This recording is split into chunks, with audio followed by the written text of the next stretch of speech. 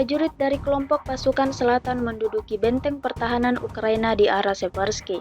Titik kuatnya ditemukan menggunakan pengintaian udara. Awak UAV adalah yang pertama bekerja di posisi militer Ukraina. Setelah kerja tempur drone dengan menjatuhkan sejumlah granat, kelompok penyerang mulai merebut benteng angkatan bersenjata Ukraina.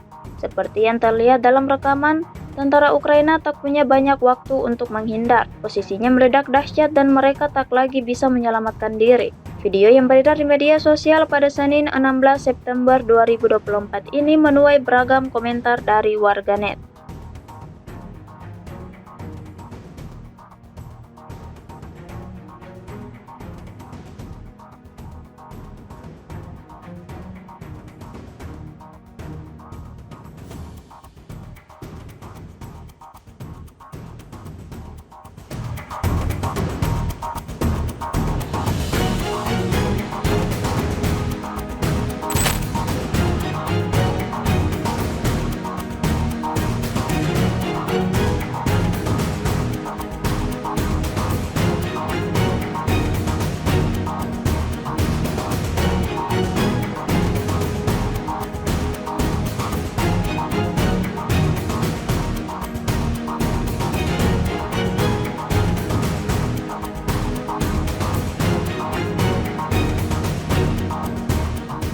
Download Tribun X sekarang, menghadirkan lokal menjadi Indonesia.